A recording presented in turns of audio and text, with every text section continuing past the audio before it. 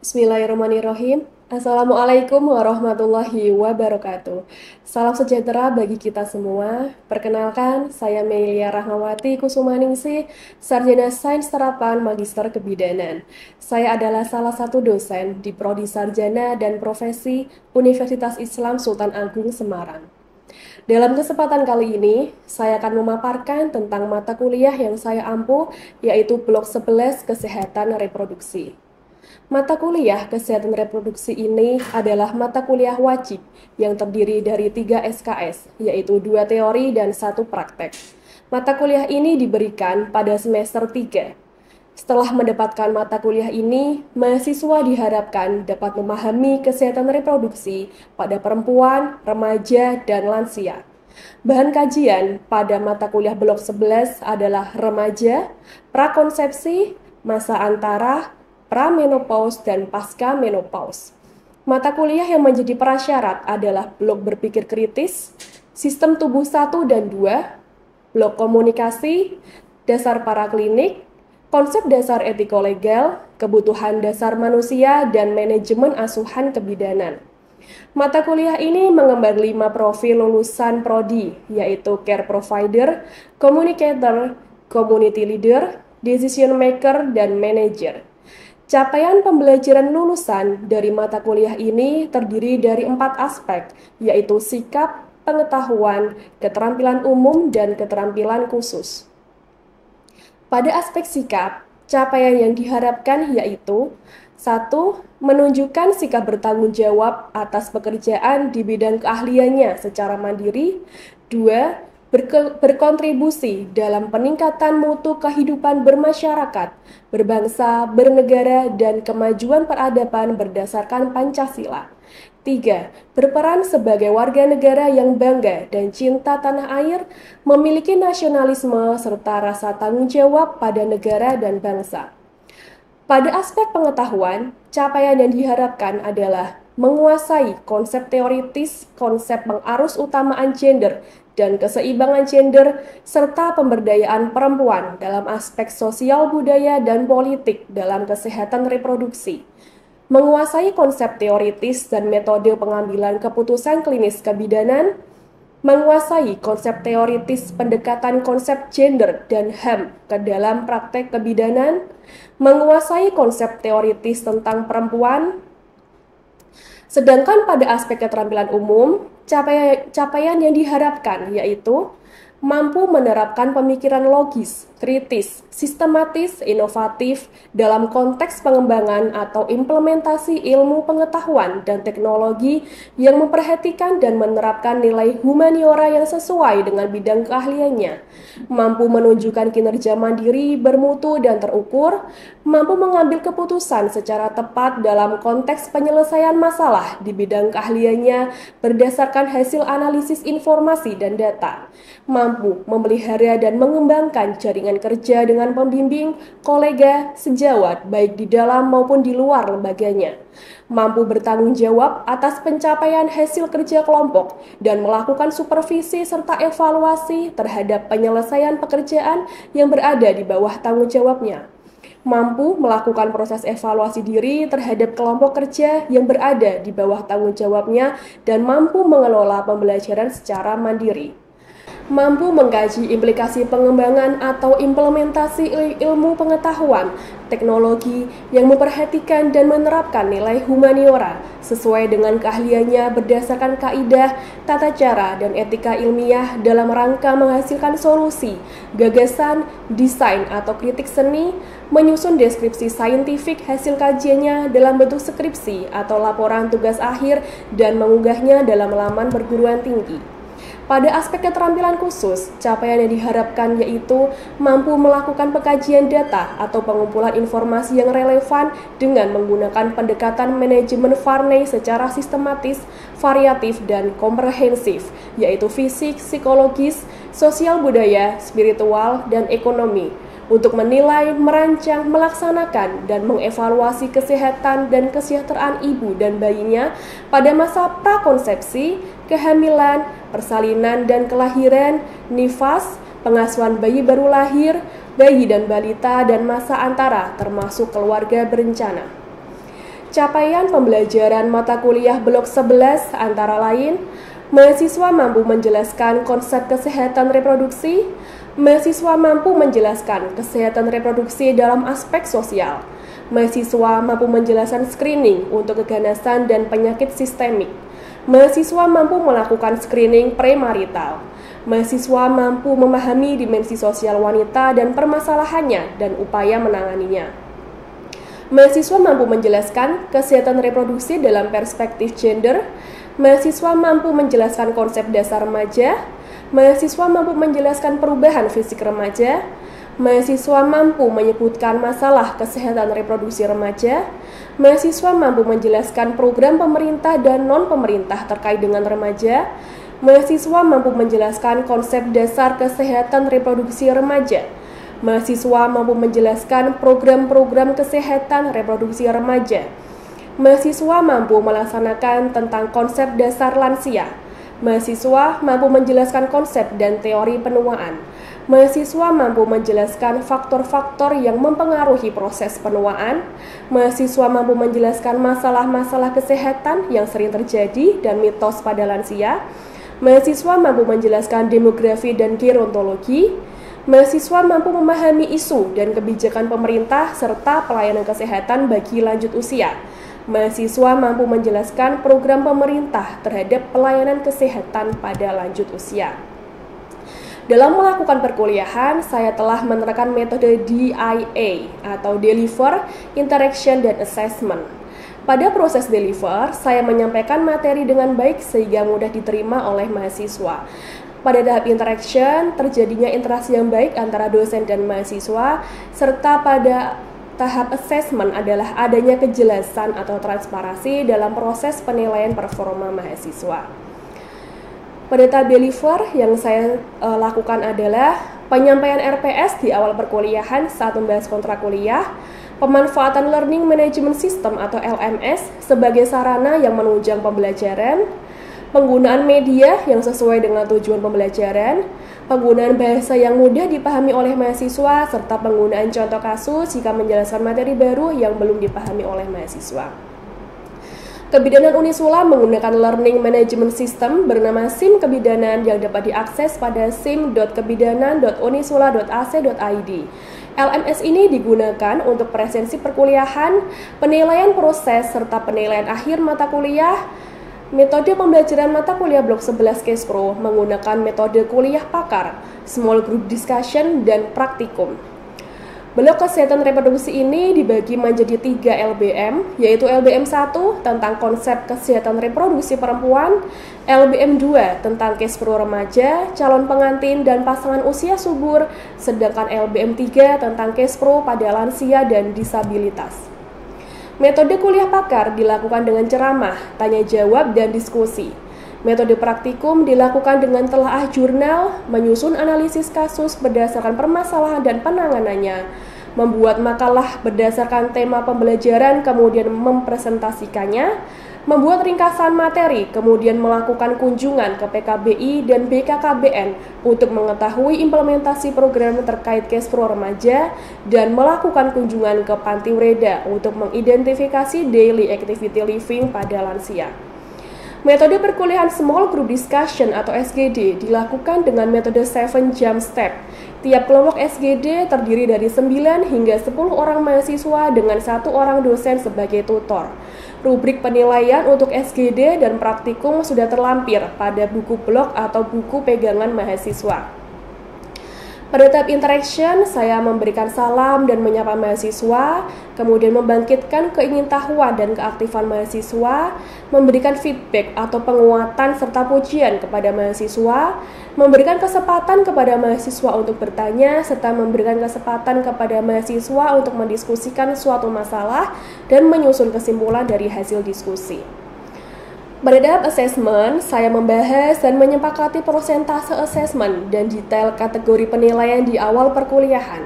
Assessment diambil dari SGD sebanyak 20%, praktikum 10%, ujian tengah blok 30%, dan ujian akhir blok 40%. Pada sesi berikutnya, saya akan menampilkan video perkuliahan, yaitu kuliah pakar 1 yang dilakukan di LBM 2 pada mata kuliah Blok 11 Kesehatan Reproduksi. Kuliah pakar tersebut akan membahas tentang kesehatan reproduksi sepanjang siklus kehidupan manusia, dengan tujuan mahasiswa mampu menjelaskan konsep kesehatan reproduksi sepanjang siklus kehidupan manusia, yaitu sejak awal masa konsepsi, bayi, balita, remaja, dewasa, dan lansia. Assalamualaikum warahmatullahi wabarakatuh. Alhamdulillah, selamat pagi teman-teman semuanya. Gimana kabarnya hari ini? Alhamdulillah baik, udah sarapan? Baik, alhamdulillah pada pagi hari ini kita diberikan kesehatan ya, sehingga bisa berkumpul kembali untuk perkuliahan di Blok 11 Kesehatan Reproduksi. Sebelum kita mulai perkuliahan, marilah kita bersama-sama berdoa dulu ya. Bismillahirrahmanirrahim.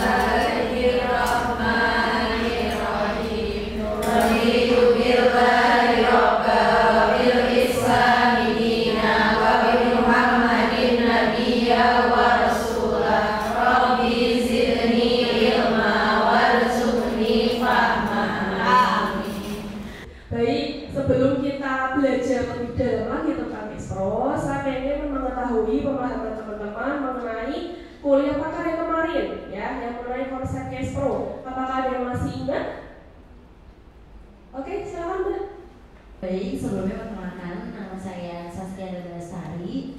Jadi mungkin saya di sini mau jawab bagaimana konsep Kespro. Jadi kesehatan reproduksi sendiri itu adalah kesehatan yang dimana secara fisik juga mental dan kesejahteraan secara sosialnya itu secara utuhnya pada semua hal yang berhubungan dengan sistem ataupun fungsi serta juga proses reproduksinya sendiri itu hanya dan bukan hanya kondisi yang bebas dari penyakit ataupun kecacatan seperti itu Ibu yang saya tahu. Betul nggak kira-kira jawabannya? Betul. Ya, alhamdulillah ya, ternyata teman-teman masih memahami ya bahwa Kespro itu adalah kesehatan secara menyeluruh ya, fisik, mental ya, kesejahteraan sosial ya secara utuh, yang semuanya akan membangun sistem dan fungsi pada seorang wanita sehingga akan bebas dari penyakit dan juga kecacatan. Nah, baik, dari gambar ini kira-kira teman-teman ada yang ingin menyampaikan nggak? Kira-kira apa sih yang ada di pikiran kalian ketika pertama kali melihat gambar ini? Oke. Baik, di sini Bu, saya Agarena. Jadi dari gambar ini saya terpikirkan kalau ini adalah gambar siklus manusia, khususnya perempuan, dari dia bayi sampai dia dewasa. Itu, terima kasih. Oke, terima kasih ya. Betul sekali ya, bahwa kalau kita melihat di sini itu adalah sebuah siklus ya, siklus kehidupan manusia, tidak hanya wanita tapi juga laki-laki ya. Bahwa kita itu tidak ujuk-ujuk lahir menjadi seorang manusia dewasa ya. Kita melalui proses yang namanya dari bayi, balita ya. Kemudian sekarang teman-teman tumbuh menjadi remaja. Habis ini kemudian menjadi wanita usia subur seperti saya, dan nanti menjadi lansia, insya Allah ya. Semoga umurnya nyampe ya. Amin. Amin. Merasakan menjadi lansia. Baik, kalau dari gambar yang tadi sudah kita bahas, menurut teman-teman, kira-kira pendekatan kesehatan reproduksi itu apakah hanya penting bagi si wanita usia subur ini, ataukah penting untuk keseluruhan siklus kehidupan? Anda mungkin mau menjelaskan? Oke, terima kasih. Saya Maulana Manana izin untuk menjelaskan bahwasanya untuk kesehatan reproduksi itu tidak hanya penting untuk wanita yang berusia subur saja, tetapi itu penting untuk dari siklus dari dia bayi sampai dengan dia lansia. Di mana pada bayi ini seringkali kita temui bahwa bayi itu sering mengalami ISK.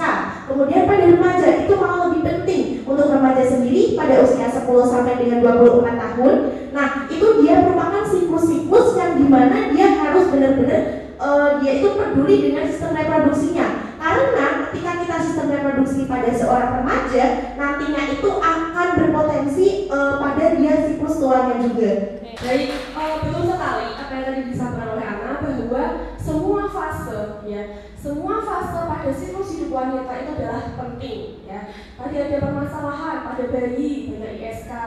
Kemudian remaja, apa kira-kira permasalahan pada remaja? Pernikahan dini ya, hamil di luar nikah ya, dimana nanti apabila ada masalah di tiap fase ini itu bisa mempengaruhi fase selanjutnya. Jadi memang kita sebagai bidan itu tidak hanya memperhatikan pada fase wanita usia subur saja ya, tapi kita perhatikan dari semua fase kehidupannya. Nah, makanya kenapa sih kok Cashpro itu harus pendekatan pada setiap siklus ya, karena setiap siklus itu sangat penting. Mulai dari konsepsi ya, bukan hanya dari anak-anak. Konsepsi itu kapan sih terjadinya? Oke, nanti kita bahas ya. Konsepsi, kemudian lahir menjadi bayi baru lahir, kemudian menjadi bayi, balita, anak sekolah, remaja, usia subur sampai lansia. Nah, pendekatan Cashpro ini memang dikhususkan pada setiap fase karena apa? Tiap fase itu memiliki masing-masing kebutuhan. Ya, kebutuhannya kira-kira sama atau beda? Beda. Apabila kebutuhannya beda, maka pelayanan kesehatan yang sesuai pun akan berbeda. Nah, jadi apabila kita itu sudah mengetahui, oh fase ini seperti ini, fase ini seperti ini, kita bisa memperkirakan masalahnya apa dan kira-kira penanganan apa yang tepat untuk masalah tersebut. Yang pertama dari fase konsepsi. Nah, di fase ini itu adalah terjadi saat adanya pertemuan antara ovum dan sperma yang ada di tuba Fallopi. Hasil konsepsi disebut sebagai zigot. Ya, zigot akan berkembang menjadi janin tumbuh lagi ya, dan akan lahir menjadi bayi. Kira-kira kalau ada masalah nih sejak konsepsi, itu apa yang akan terjadi, Mbak? Mempengaruhi kelahiran bayi ya, akan ada masalah pada bayinya. Maka kebutuhan Cashpro yang tepat pada fase ini adalah yang pertama, perlakuan yang sama terhadap janin laki-laki dan perempuan. Kita tidak boleh membeda-bedakan. Oke, kebutuhan Cashpro pada masa konsepsi yang pertama adalah perlakuan yang sama terhadap janin laki-laki dan perempuan. Ya, kalau dulu pada masa sebelum adanya Islam gitu ya, janin perempuan dianggap tidak baik ya, bahkan mungkin ada yang digugurkan atau bayi perempuan dibunuh.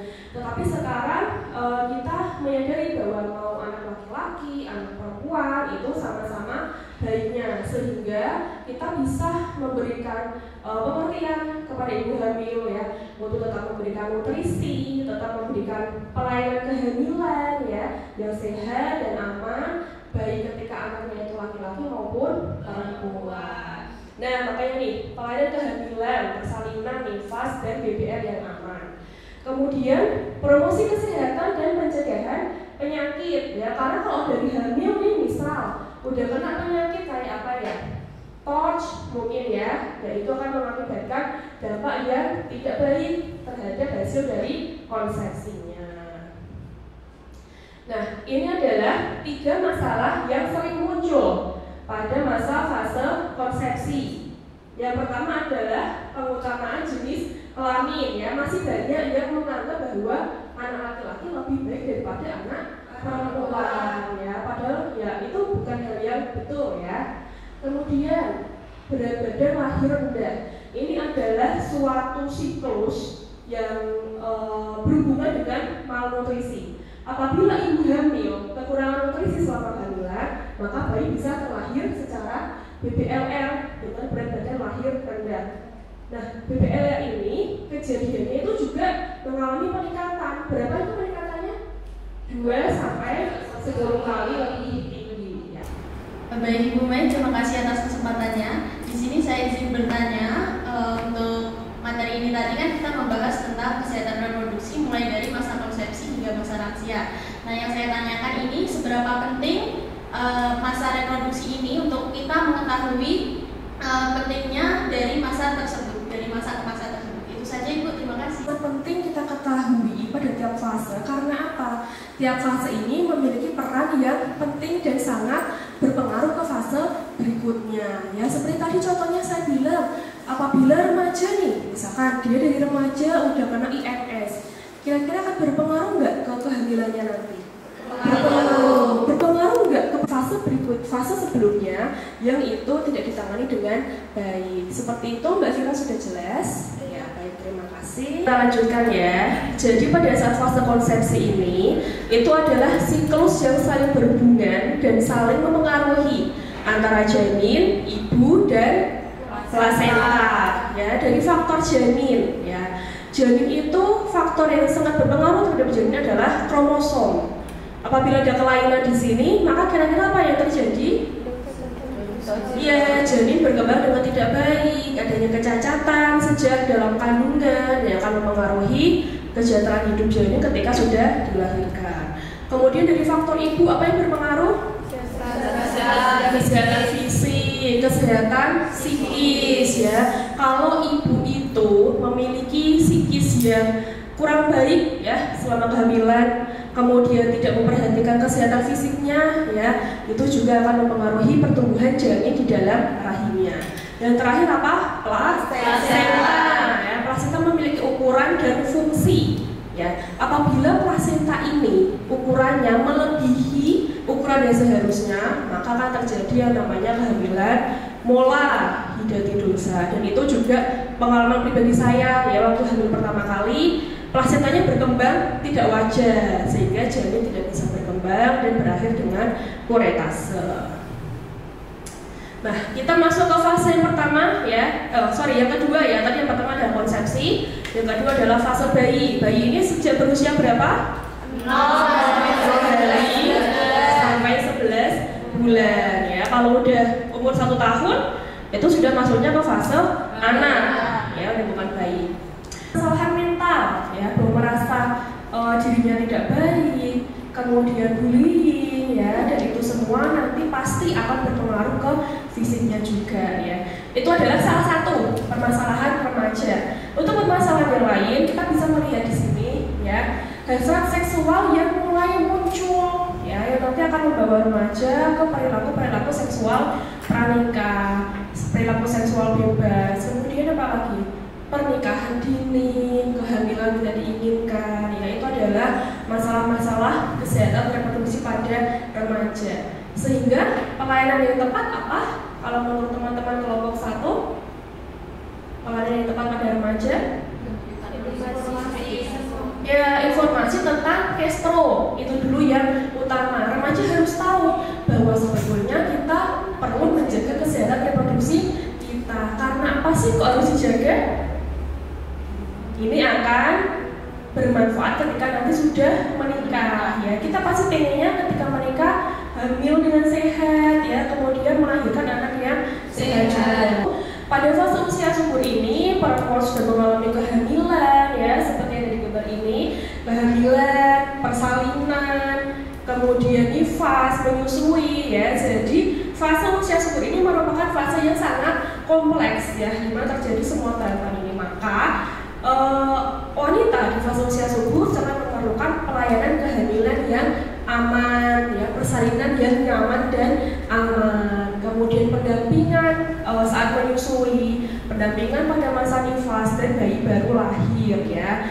Maka apabila di fase ini kebutuhan reproduksinya terpenuhi dengan baik, maka wanita ini akan menjadi lebih sejahtera secara kesehatannya, begitu pula bayi atau anak yang dilahirkan. Selanjutnya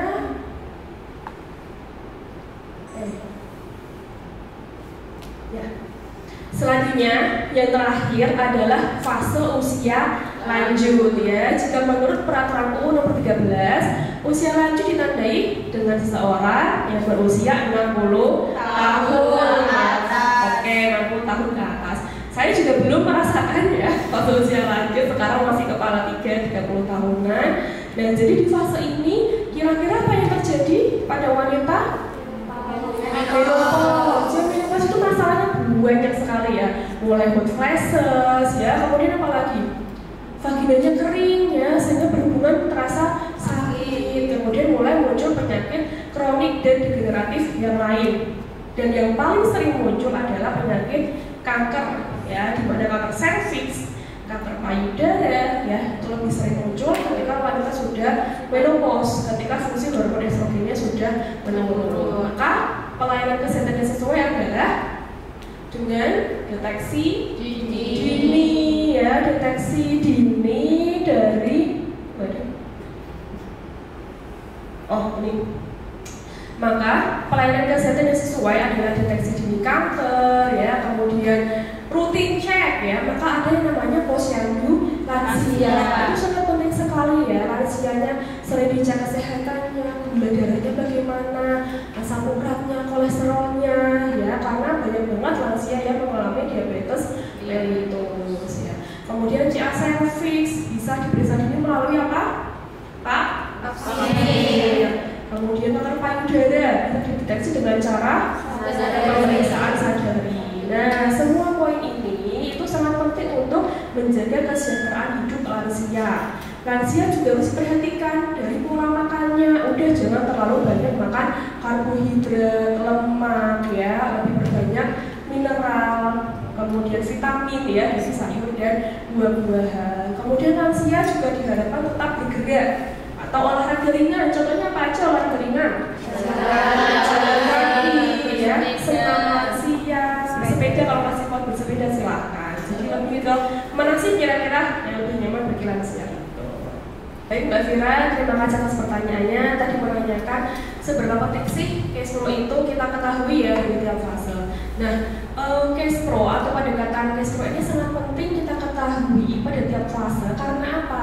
Tiap fase ini memiliki peran yang penting dan sangat berpengaruh ke fase berikutnya. Ya, seperti tadi contohnya saya bilang, apabila remaja nih, misalkan dia dari remaja udah kena IMS, kira-kira akan berpengaruh nggak ke kehamilannya nanti? Berpengaruh nggak ke persalinannya nanti? Ya, maka cash flow ini sangat penting pada tiap fase karena dia saling berpengaruh, saling berkaitan, ya. Jangan sampai kesejahteraan atau kesehatan ibu ini menurun karena terpengaruh dari fase sebelumnya yang itu tidak ditangani dengan baik. Seperti itu Mbak Vira sudah jelas? Ya, baik, terima kasih. Nah, untuk sebelum kita mengakhiri ya perkuliahan pada pagi hari ini, saya pengen mengevaluasi nih atau mengetahui sedalam apa teman-teman ini memahami tentang perkuliahan kita. Pertanyaan dari saya adalah sebutkan pelayanan kesehatan yang sesuai pada fase usia subur. Ada yang bisa menjawab? Assalamualaikum warahmatullahi wabarakatuh. Ibu, saya Wilda, izin untuk menjawab. Jadi pelayanan kesehatan pada fase usia subur yaitu yang pertama adalah memberikan pelayanan kesehatan yang aman pada ibu hamil dan ibu pada saat persalinan. Lalu yang kedua, pencegahan adanya kecacatan dan kematian akibat kehamilan pada ibu dan bayi. Lalu yang ketiga, mengatur jarak kehamilan. Dan yang terakhir adalah pencegahan terjadinya infeksi menular seksual atau HIV dan AIDS. Sudah Ibu, terima kasih. Terima kasih Mbak Wilda untuk jawabannya. Tepat sekali ya bahwa ada banyak pelayanan yang sesuai pada fase usia subur ya, seperti tadi pelayanan kehamilan, kemudian persalinan, nifas, dan bayi baru lahir yang sehat dan aman. Oke, setelah ini saya akan menyimpulkan apa sih tadi yang kita pelajari ya pada perkuliahan hari ini, yaitu kita semua sudah belajar bahwa setiap fase kehidupan wanita itu sangat penting ya. Jadi pelayanan kesehatan reproduksi tidak hanya dilakukan pada fase wanita usia subur saja, tapi semua fase itu sangat penting. Dan dengan mengetahui kekhususan atau karakteristik tiap fase, kita bisa memberikan pelayanan kebidanan yang sesuai pada wanita tersebut. Kurang lebihnya dari saya mohon maaf. Wassalamualaikum warahmatullahi wabarakatuh. Waalaikumsalam warahmatullahi wabarakatuh. Demikian yang dapat saya uraikan mengenai mata kuliah Blok 11 Kesehatan Reproduksi dan contoh pembelajaran yang telah saya lakukan. Video ini saya susun sebagai bagian dari PDD UKTPT Bidang Pengajaran Sertifikasi Dosen tahun 2024. Terima kasih, kurang lebihnya mohon maaf. Wassalamualaikum warahmatullahi wabarakatuh.